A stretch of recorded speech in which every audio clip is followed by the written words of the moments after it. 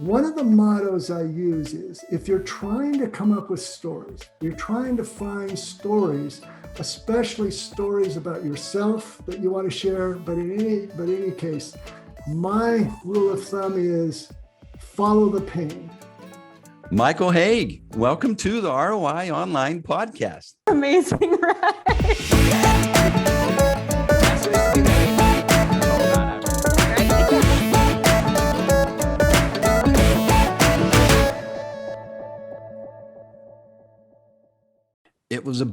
I was about to turn 50 years old. And I realized that my second marriage, the writing was on the wall that it was not going to make the turn. I had realized that my job that I was in wasn't going to make the turn either. And I had to make a change. And so I started this business. And for 8 years, we were killing it.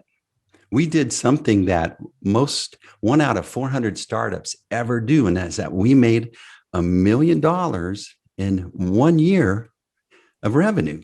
And that was like a huge accomplishment. But what I didn't realize was in the background, the wheels were coming off. Okay. And so we started. So the next year, the wheels came off. And it's like I lost half my team, half my revenue, half my clients. And we started retooling. And I'd even borrowed money from my dad to write my book. But we were about to roll out this new and improved version of the ROI Online agency, right? But then, lo and behold, this thing called the pandemic showed up. And there was the next kick in the shins. And we were thinking, we came together, we rallied the core team, we started to pull through. But one of the things that we did was start this podcast. And we just started what can we focus on that actually we can control? And it was a podcast. And here we are, 100 and something episodes later, 30 or 40.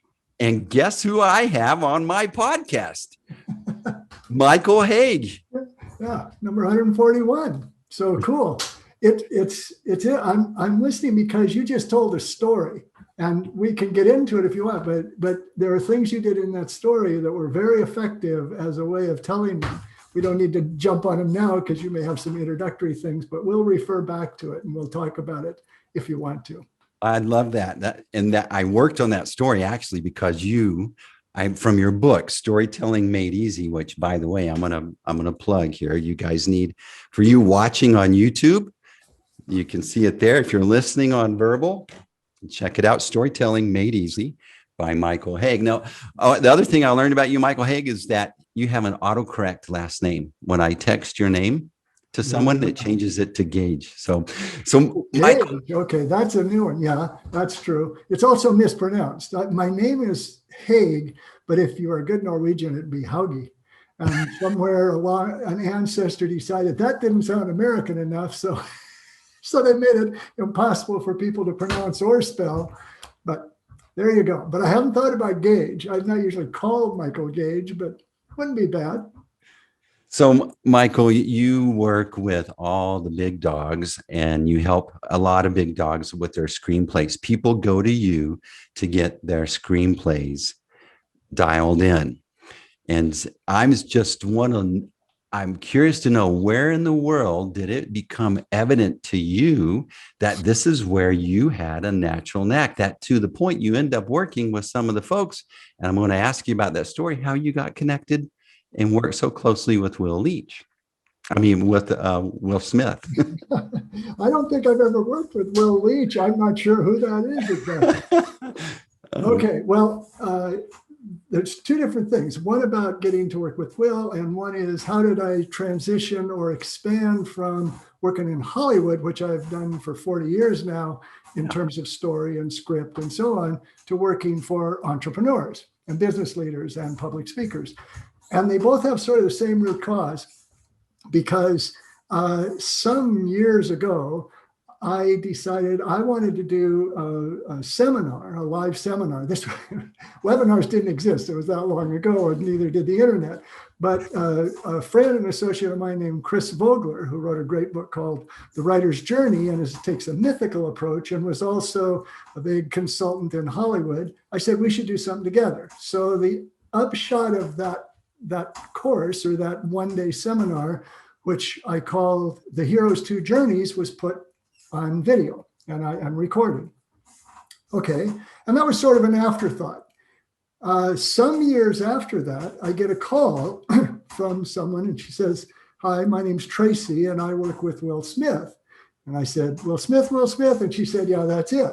And Will is making a movie called I Am Legend. They're up in Canada shooting, not entirely happy with some of the aspects of the story. He wonders, would you be willing to read that?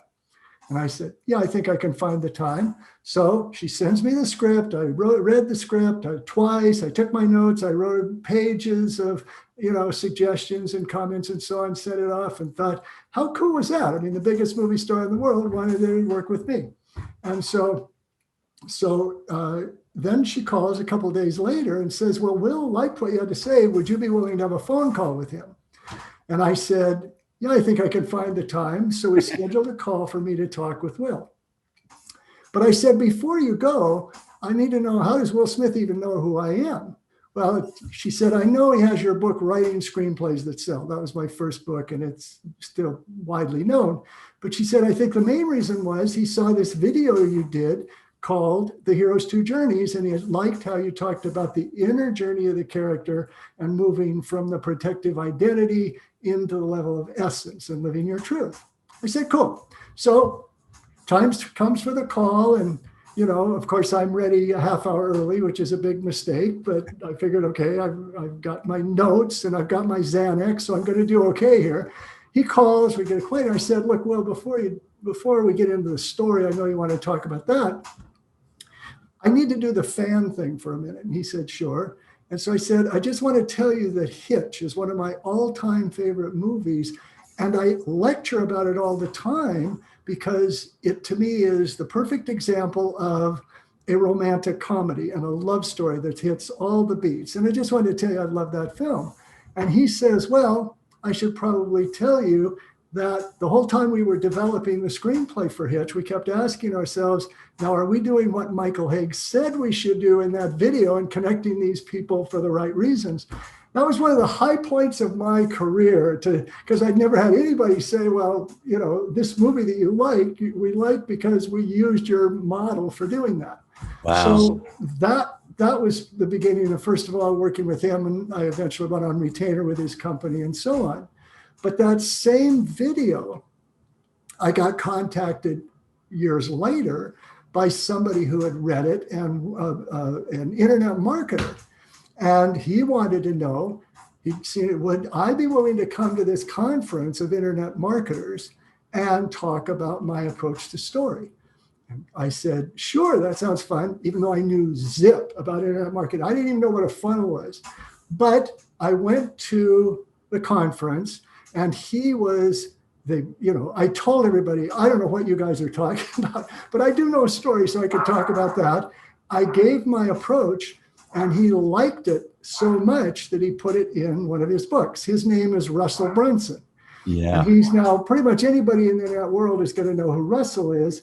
And when he did his book, Expert Secrets, I'm riding my bike one day and I'm listening, and the chapter, I hear that the chapter 7 is called The Hero's Two Journeys. And I thought, oh crap, he stole all my material.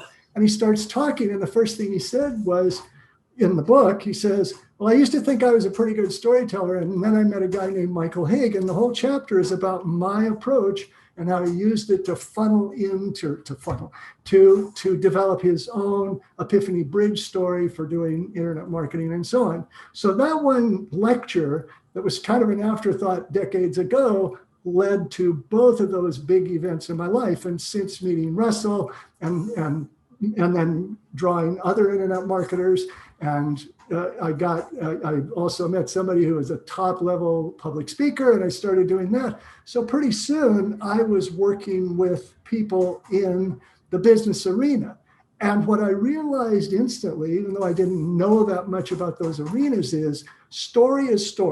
because story is always designed to create an emotional experience. Now, I knew that from movies because Hollywood is like the emotion picture capital of the world. But when I realized that emotion is at the core necessity of anyone trying to persuade anyone to do anything. You want them to buy your product. You want them to hire you as a consultant. You want to get them to your website. You want them to tune in to your podcast. Whatever you want them to do, emotion is the key to connecting with them and persuading them to follow your example or do what you're hoping they will do. And because Hollywood is so good at that, and I know lots and lots about the principles of Hollywood storytelling, I discovered quite quickly this is really valuable to people in those arenas. So that's so, to make a short story long, but that's really the direction that my career took in both Hollywood and out of Hollywood because of the principles I've learned working with screenwriters and studios and so on for, at that point, 30 years. Well, we were the original agency certified by Donald Miller in the Story Brand Framework. And when I ran into it, the light bulb went off for me that here was a framework to follow to really get everybody on the same page and to get our messaging more pithy, really connect better. But I think what I love about your book, everyone convinces you that you need to honor the rules of story when you're creating marketing material. But where you really connect the dots for me is here's how you do it. And you say a quote that most marketing to connect with people, and my pad's gone dormant here, is like most marketing is boring, but what marketing needs to be is emotional. Marketing, I think your quote is marketing needs to elicit emotion when most marketing elicits boredom. Yeah.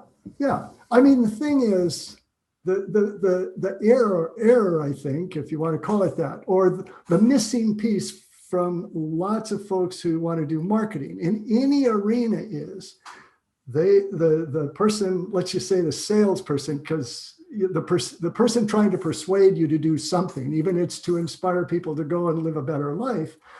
When you're trying to persuade someone, the belief is erroneously that the way to do that is with data. And by data is, let's describe what you need to do. Let's go through those steps. Let me convince you of how much money you will make at the end, or how much you will be able to do this and so on. Well, that's fine. And you need that. You need to substantiate what you're offering with information and with verification that it'll actually work. But what you need to do to make that successful is, before you do any of that, you need to create a connection with the person you're pitching to, your audience or your reader or your viewer of your podcast or whatever it might be. And that connection is created through an emotional experience. You want that person you're addressing with your story to connect with you. They have to believe that you have integrity, that you know what you're talking about, that you're an expert, that you are able to solve their problem. And to convince people of those things, you want to give them, and this is where it gets kind of tricky, you want to give the person you're addressing, you're approaching, your prospect, the emotional experience of actually succeeding. And that's what data doesn't do. You can say, well, imagine how it would be if you were a millionaire. Imagine how it would be if you were healthy, if you could get, over your arthritis or whatever it is you're trying to do. Okay, they can imagine it. But if you tell a story about how you developed that, about how you succeeded using the process you're selling, or about how someone else succeeded, because they're emotionally involved in the story and they empathize and connect with the hero of that story, they become that character subconsciously. And when the hero of the story wins, they feel like they have won because we're that character. And so we win. We're the ones who cross the finish line in exactly the same way it works when you go see a movie or watch a TV show. It's not that movies are interesting. They can be. But it's because we feel something. That's why we pay money to see movies. So we'll have an emotional experience. When you can do that, then that's when you're going to connect. That's when you're going to persuade people most have the greatest impact on people. So part of your formula, you call it the 6 stops or the 6 steps. Yeah. You call them beats. So my story that I started off with in the beginning, you wanted to kind of comment on it, but I'm curious about my grade first. How did I do? Well, okay. I don't grade. I'm a coach, and I don't grade. Coach me, Mike. Always, okay. So if you ask that, I'll answer that question. But my idea is no matter who. I mean, it doesn't matter. If I'm not working with Will Smith, who's got one of the most brilliant minds of story of anybody I've worked with, but he wants to know, how can I do better? So it's always like, it's not, well, this is good and this is bad. It's how can we improve this? So let me take you through this story, and I might give you a couple of suggestions if you want. And awesome. You want to use them in the future. But the first thing I noticed is you started right out by saying, I was turning 50. And I realized that my marriage, you said, was not going to make the grade, but you were in danger of your marriage failing. Mm-hmm. And you could tell that your business was failing or falling apart or wasn't good enough. Yeah. Okay. What does that do immediately? You immediately get us to feel sorry for you and worry about you. Because if you've got a marriage that isn't working and a business that isn't working, that creates sympathy. And sympathy creates empathy. Empathy just means I feel what you feel. So when you say that subconsciously, now it's not everybody thought, oh, I'm now sympathizing with this guy. It's just subconsciously we're thinking, oh, we feel sorry for that guy because we've all been there. We may not have had failed marriages or failed business, but we've all been in a situation where something we wanted was going south, or where we're in danger of losing something. And it also makes you more likable, because what you really wanted to do through the course of the story becomes clear. What you want to do is help other people. You didn't say, and I was out to make $1 million. You did make $1 million, but that wasn't your goal. You wanted to do something that would connect with and impact more people. So you created empathy. And then you had a crisis. Now, you may say you were already in one, but that's the situation you were in. But then you discovered, okay, there's a better way to do this. And so you started trying something new. And you didn't clarify exactly what it was, but you were improving. And all at once you took this different tack and made $1 million. Now, it seems like that would be the end of the story, but that wasn't. That was how you reacted to the crisis. But what your goal then became when that fell apart is, I have to find a new way to reach people. Because, maybe I made $1 million, but if I'm going to lose it all, that doesn't do good. And then you came up with this idea. I decided to do a podcast. Mm-hmm. And so here we are. Now, here's what, if I was to make suggestions, the one thing you didn't exactly have in that story was a finish line. There's no climax. Mm-hmm. Because if you had added, now you did say, I've now talked to, I think I was 140, I said, so 139 already. So that's good. But I'm assuming that most of us watching you do not want to create our own podcast. No. So what you want, what would have been, what I would suggest is you say, and in presenting this podcast, I have learned that there are 5 keys to working in a business, or I reached 140 people, and they're depending if you want us to tune into the podcast, and those 140 people have each provided a unique, different, and powerful way to grow your business. Okay, so now if you establish the beginning, I really wanted to reach more people so they could benefit from all of the knowledge that experts have. And now I've already done 140 of these. And then if you back that up by saying, for example,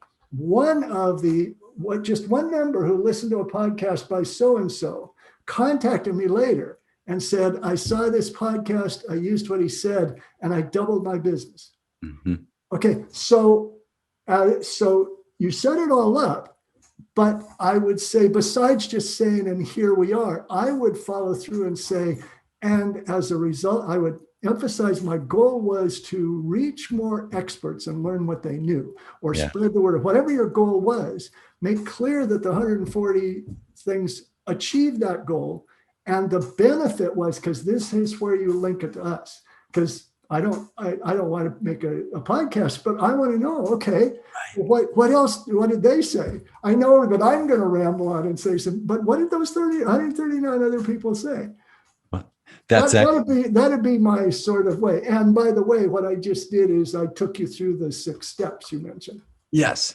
So the six steps are the setup. Yeah. That's where you introduce now, what I mean by hero is just the main character. Right. In that case, you were the hero of your own story. You could have told a story about someone you've worked with and they'd become the hero. But whoever it is, we have to meet that person living his or her everyday life. Then we introduce a crisis, the event that forces change. Yeah, forces them to take action. It could actually be a good event. Maybe you inherited $100,000, which sounds great, except if I did, I don't know what to do with $100,000. So the crisis is now what I'm going to do now that I'm in this situation. And out of that is going to come a goal. Okay. And and that goal then leads to step 3. Which is pursuit. We're going to pursue that goal. That's what are the steps you took to do it. This is where you might have included just a couple things that you did to develop the website or a couple things that benefited. And the other thing, I'll jump the gun, concurrent with pursuit is conflict. Mm-hmm. Because if your goal is to create emotion grows out of conflict. It's the exciting, it's when the hero is up against it in any movie we see that we're going to be most involved. Now, you did a great job of starting with conflict. You started right out. I was turning 50. I already felt sorry for you. And I'm well past 50. And I thought, oh, it's a tragedy. He's going to tell. But then I lost my business. My marriage was falling apart. And if there were a couple struggles, now, admittedly, you wanted to keep it short. But if you just said, so I decided to create a podcast. And first, I didn't know what I was doing, but I then pursuit and conflict. And then what I already talked about, the climax is the moment of victory. Yes. And the aftermath is where are we now? Where's the hero now after having taken this journey? So the climax that I was wanting to brag about was here I have Michael Hauge as one of my guests, which would be an aspiration of that podcast. And then aftermath is introducing all my listeners to you. Yeah, exactly. That would be a cool way to do it. And I like the idea because now you've let me into one of these great experts you have. But I think if you had emphasized a little more, you were going to create a podcast, not just to build your business, because you thought the best way to grow is going to be if I could find a reason to talk to, dozens and dozens of experts. Mm-hmm. And now here's expert number 130 or 140, whatever number I have. Yeah. So this is awesome. So you're listening to the ROI Online Podcast, and we're talking with Michael Hauge, and I'm excited to tell you about. So his book is Storytelling Made Easy: Persuade and Transform Your Audiences, Buyers, and Clients Simply, Quickly, and Profitably. And so the reason that I was so excited about having you on here is because you connect the dot between story and business. And I really, one of the challenges as a business owner is getting the folks that we serve to buy into that. And when I'm reading your book and I'm learning how to make that process easier. So how do you got invited to Russell Brunson's deal and the light bulb went off for you, how in need your expertise is in the business area. How do you approach that problem? What's like a good pithy way to go, look, business person, this is why storytelling is important? Well, I touched on the main thing. The main reason story is important is for business, mm-hmm. is because if your goal, as every entrepreneur's goal is to persuade someone to take action, to buy your product, to hire you as a coach, to sign up for your free webinar, if your goal is even to inspire people to go change their lives, when you are trying to persuade someone to take action, you must create an emotional connection with them, because the decisions we make when we decide to do something are primarily emotional.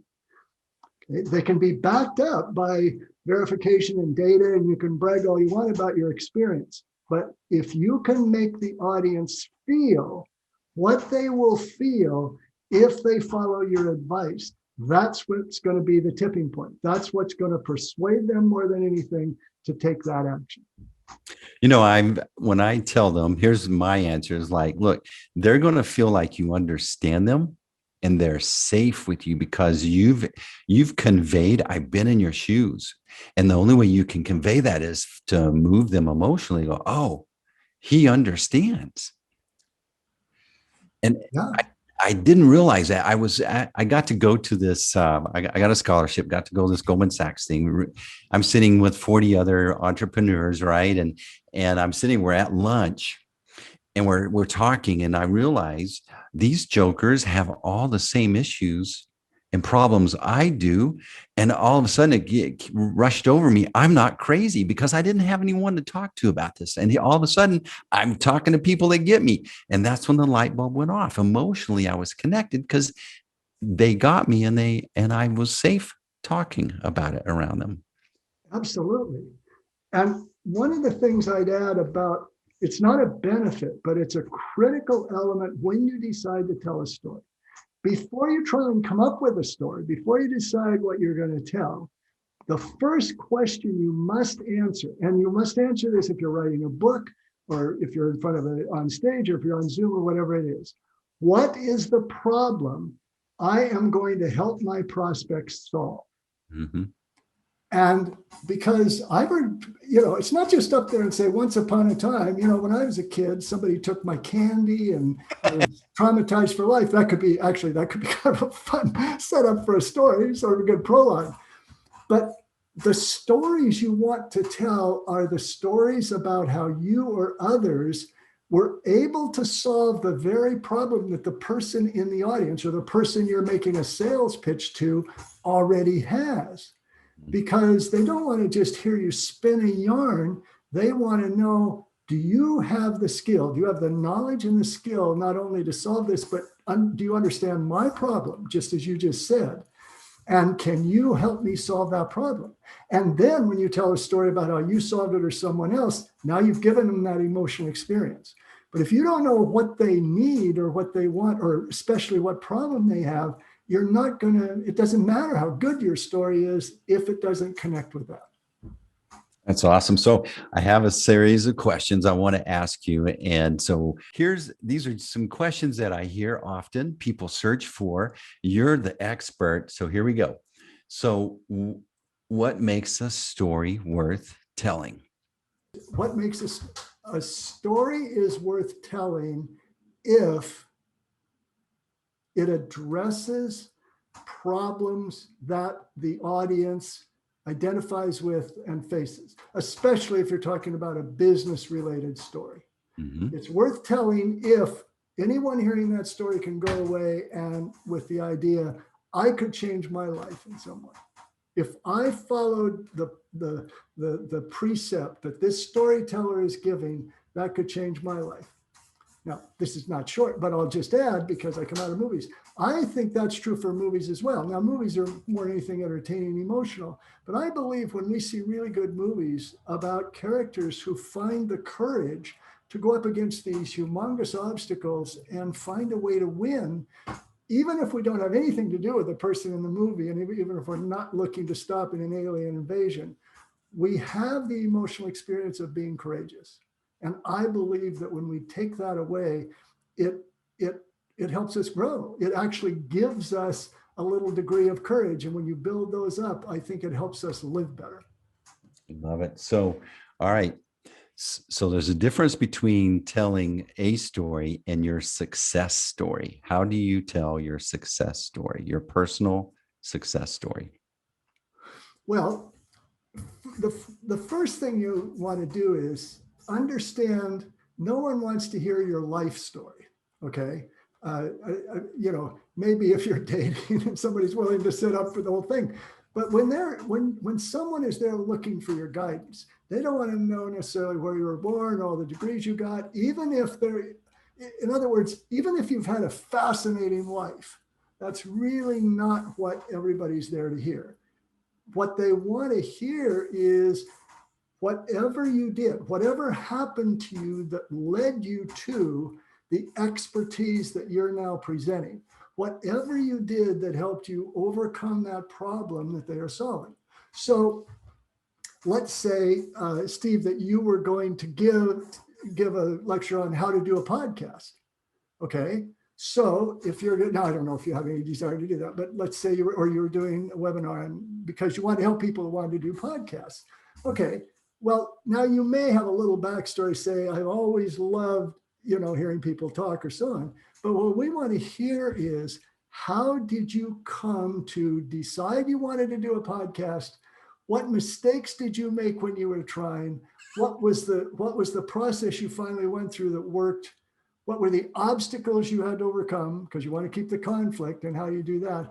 And we want to experience the victory you felt when you finally reached the point where you got 140 people, or you reached whatever your viewership is.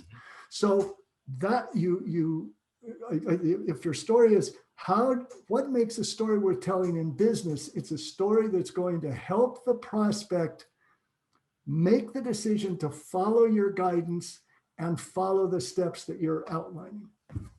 Beautiful. So, okay, where do I begin in my story when I tell it? Okay. So, since I mentioned it, there was a tipping point at some point prior to you pursuing the goal that you're going to tell us how to do.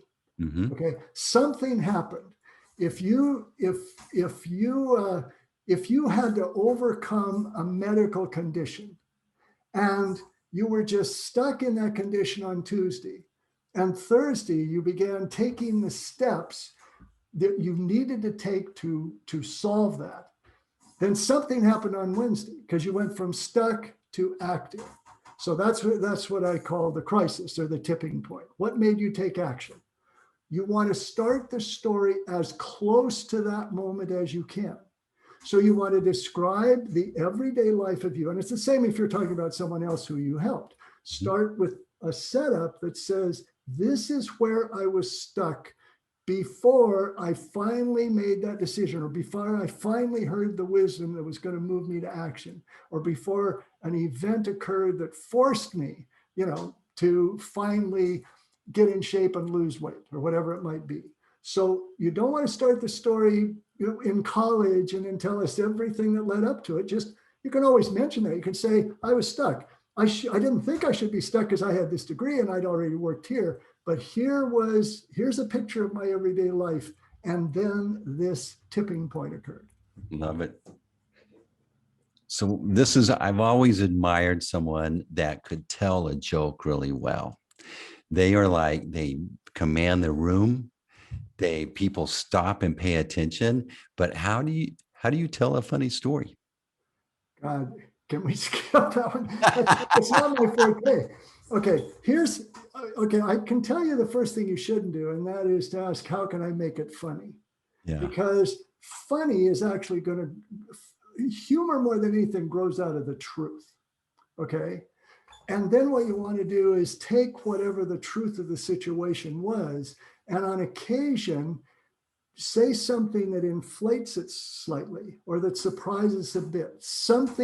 That's why self-deprecating humor is some of the best kind. You don't want to be making fun of others. Occasionally you can get away with it, especially if you've gotten to know your audience. But there was a moment, now I don't know if it was rollicking laughter, but there was a moment in telling the story about Will that we started with.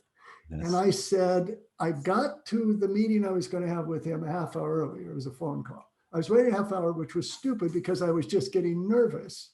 But I figured I was okay because I had my script, I had my notes, and I had my Xanax. Okay, so I've learned, I learned these from Darren LaCroix, who's a world champion speaker who's really good at humor. But one of the principles is there's a rule of three. You say two things that are expected, and then you do something to turn it. But I had to think, okay, I wanted to convey my nervousness, but how can I convey it in a way that isn't necessarily exactly true, but inflates the idea of my nervousness?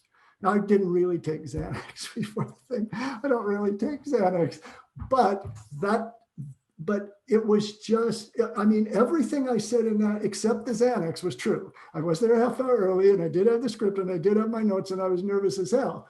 But I thought, well, what can I add to just convey that? And because it was sort of unexpected, that's what I think made it whatever humor I got out of that. So it makes it emotional because it's unexpected, but it really conveys, oh, he was really so nervous. He took the medication, but then you remember it later. That makes it so memorable. And I think that's one of the main reasons it's so powerful in business. If your biggest challenge is to really communicate well, part of that is people remembering it and putting it in an order. It makes it so retainable. Yeah. I thought you meant I remembered it. I didn't know what you meant. The audience remembers. I said, yeah, well, I did, because I've told that story before. So I see what you mean. Yeah. It's and even nobody. It's also an audience. I don't know if everybody who's heard me tell that story remembers. Oh yeah, he's the guy who took the Xanax, but they would take away this positive experience of, well, yeah, he's not full of himself. He makes fun of himself. He's got humor and so on. That's the best I can do.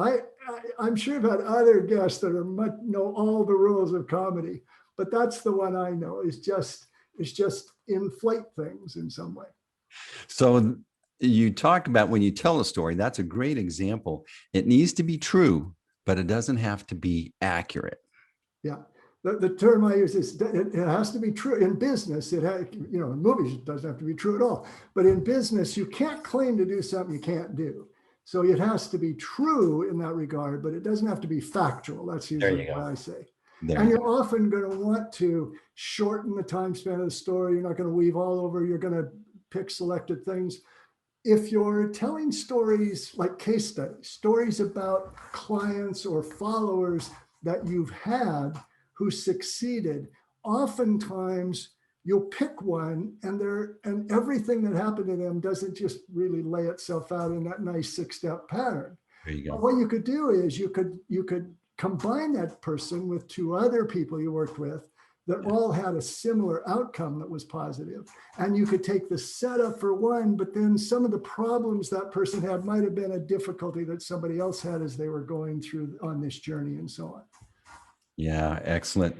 So, all right, well, here's my last Steve's stupid questions. All right. A guide for recalling and telling your story. Don't you have something like that on your website? I'm not sure how that's different than the previous question. Okay. So just that if people want to know, they can go to your website and you have an actual downloadable that can help them start to piece together how to tell their case study or their own story. Yeah.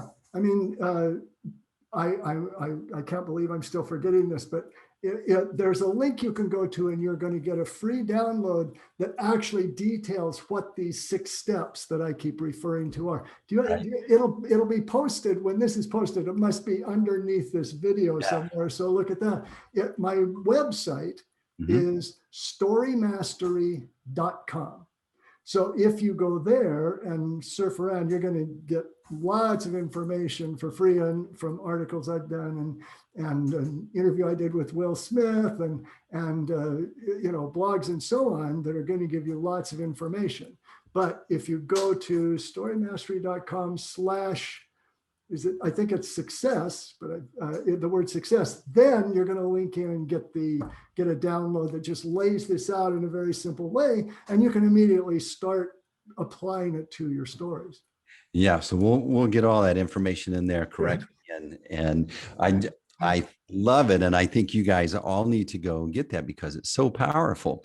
So, Michael, I've been interrogating you, but sometimes I want to know, was there an area that you would really love to discuss? What's one question I didn't ask that you would love to answer? Oh, gosh. Give me one sec, because I wasn't quite prepared for this. So in thinking of terms of what haven't we talked about that I think is critical for those of you who want to tell stories. And if you're in business, you better want to tell stories. So you want to do that. one of the mottos I use is, if you're trying to come up with stories, you're trying to find stories, especially stories about yourself that you want to share, but in any case, my rule of thumb is follow the pain. Because it goes back to this idea that stories are designed to create emotion, and emotion grows out of conflict.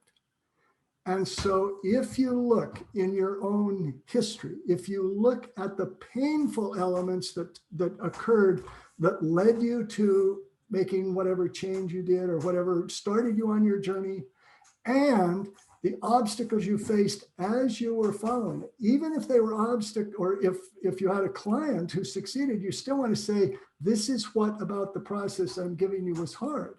Because if you don't say it, if you say it's easy, then nobody's going to follow it. So look for the pain, look for the conflict in situations.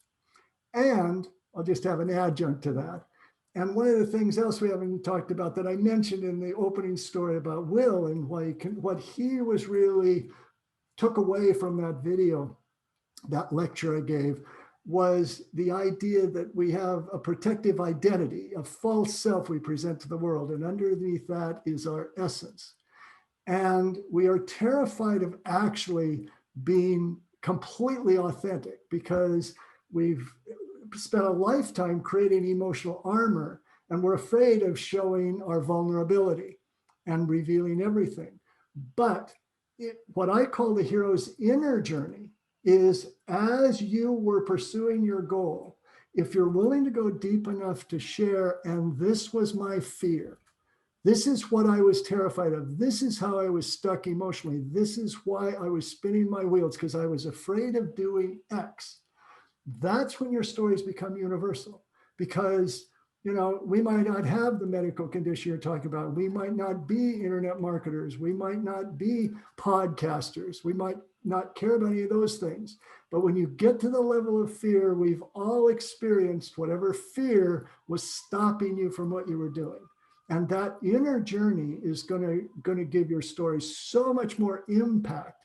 And it just takes you being willing to be vulnerable about, this is what I was struggling with. Yeah, I've heard you say that there's this wound, that's there, a hidden wound that helps you reveal that or create more. I mean, if we're afraid, we got that fear somewhere. And nobody gets, if you're over 19, no one gets out of adolescence without being wounded. I mean, just go back. I mean, it's never a bed of roses. But there were things in our past that created pain, and now we're protecting ourselves from experiencing it again. Could be a trauma. You might not have been an adolescent, although it often comes out of adolescence, but it might have been trauma in some way that you had to overcome. It might be that you, Dan Henry, who's a big internet marketer and has a great course on selling courses online. And when he asked me to help him with a story about how he learned to sell stories online, one of the things he was very afraid of is he'd already tried to do that and failed miserably. And so I said, you've got to put that in the story. And so there's a line in the story where he turns to his wife and he says, I don't know if I can do this, I'm afraid. And she says, it's okay, I'm by you and we'll do this. And that willingness to share, this was his vulnerability, which he wasn't really intending to begin with, that gave that story so much more power. And that's why it's worth it to risk going to that level. Yeah, I love it. Michael, what a great guest you've been on my podcast. I'm just so proud to have you. We're done. Time flies when I'm talking for me. So I want people to know they can reach out to you and work with you personally, right? And so how can people connect with you or learn more?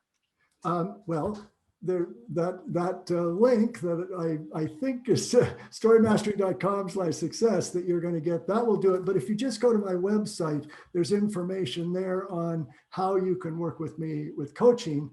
And imminently, I have been working for a year and a half, or we have, on an online course called Hollywood Story Selling. Now, I don't know when this is, in fact, this is a secret. I haven't really gone public, so you're kind of the first ones to know, depending on when Steve posts this. But it may be out there. If not, it's going to be available by the end of July, and that covers everything. That's like, beginning to end, all of the things that you can do and how you apply Hollywood principles to every element of finding a story, telling the story, sharpening it, and so on. So you heard it here first. We broke the story. You're going to get all the updated information. We're going to follow it and make sure everything's accurate. So, Michael, I love that. Can you imagine where you started and somehow the light bulb came off? I'm kind of good at this story thing. And then you end up with working some of the biggest folks on that. They look to you for your advice. That must be really fulfilling for you. Oh, yeah, it is. And if I were to give, I don't know if this is advice, but it is the truth. All of the great things that have happened to me in my career, and there have been a lot, except for the very first job I got as a reader in Hollywood, where I read terrible scripts for agents and got paid $10 a script to write a synopsis. But that was my entry level. From then on, and through all of my success in, meeting Will or Russell Brunson and all the things in business, never did I do anything to go after those. I'm just terrible at networking, and I know now about marketing because of all the people I work with who are doing marketing and so on. But all of those things fell in my lap. But here's what I think. It's like there's this expression, I don't know who coined it originally, but it's luck favors the well-prepared. Yes. And all the thing that I've done in my life, in my career is, and more as it went on, I realized I just want to do the things that are fun. Now, as you can tell, I hope from this, I love talking about stories. This is fun for me. I love helping people with their stories. I love helping screenwriters and filmmakers. I did that thing on stage with Chris because that sounded fun, and it ended up with being this thing. So my advice, if anything, if you're good at marketing and networking and all that, good for you. Mazel tov, more power to you. But what I would do is do the things you love and then keep doing them and doing them well, and make those things available to people, and those things will come back to you. That's what's always been, my luck or how I've been blessed in my career. That's awesome. Michael Hauge, you've been an awesome guest on the ROI Online Podcast. I hope so. I want to know where I rank in the 140 now. I'm just enjoying it. I don't care what everyone else thinks. I had a blast. Good. As long as you and I are happy, it's all about us, isn't it, Steve? Right. I think that's important. Thank you. It's been great. I love your questions, and this has been really fun, as I know it would be. Well, maybe we can do it again. I'd love that. I'd love that. I can ramble on forever about stories. So whenever you'd like me to come back, I'd be happy to. Okay. I'm proud to have you. Thank you so much. Thank you. And that's a wrap.